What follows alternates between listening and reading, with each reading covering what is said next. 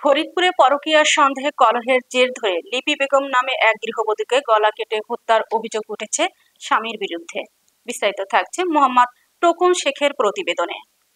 এই ঘটনার পরে স্বামী শফিকুল ইসলাম পালিয়ে গেছেন বলে পুলিশ সূত্রে জানা গেছে। সে কুমিল্লা জেলার হোমনা উপজেলার সাপলেজি গ্রামের বাসিন্দা এবং ফরিদপুরে একটি বাসায় কেয়ারটেকার হিসেবে চাকরি করতেন। বৃহস্পতিবার ফরিদপুর শহরের ভাটি লক্ষ্মীপুর এলাকায় সাবেক পৌর মেয়র শেখ মাহতাব আলীর বাসায় দোতলায় এ ঘটনা ঘটে। তারা ওই বাসায় ভাড়া থাকতেন। তার 2 মেয়ে ও 1 ছেলে রয়েছে।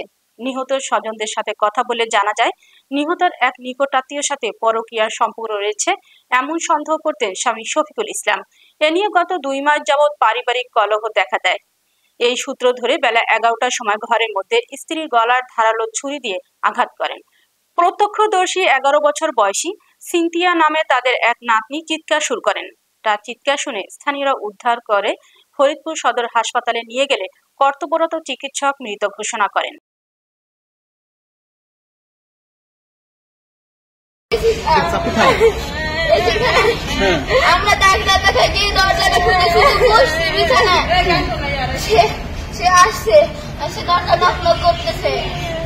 আমরা প্রথমে খুলতে চাই নাই, পরে খুলছি আবার যদি কিছু করে ধুয়ে চলে যায়। এখন ধরার পরে আমরা খুলছি, খোলার পর আমাদের উপর তলার যে মানুষ ছিল এরা সিঁড়িতে ছিল, দেখতেছিল যে কি করতেছো। তারাই ছিল তখনই আসে কই আমার জামা কাপড় দে, তো জামা কাপড় দেওয়া হয়েছে। পরে বলতেছে কি রাবুর সাথে কি করছো, পরে বলে কি আমি কিছুই করি নাই। তুই বলতেছে যে পুরো ফিরে বলতে পারবি, আমি পুরো ফিরে বলতে পারবো। সে আমি তারপর উপর তলার মানে আমি আস্তে আস্তে ওনার ঘুম মারে চলে গেছি। আমি ঠিক ছুরি তার এখানে এত বড় ছুরি ছিল, রক্ত আমার সামনে আবার চিৎতে আসছে আমার রক্ত।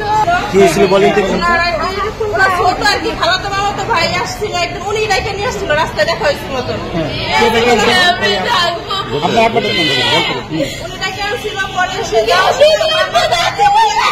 ভালো থাকিস, ওনার বোন সবার ছোট আর বলছে উনি এতে ওনার মাইন্ডে লাগছে। হ্যাঁ মাইন্ডে লাগছে, এই নিয়ে এই যে অশান্তি শুরু করলো ওই দিনতে আজকে পর্যন্ত শেষ হইল। এটা ওনার জন্মগত স্বভাব, সারা জীবন কাটছে। আমার মা আমি 3 ভাই বোনের দিকে টাকা সংসার করে গেল।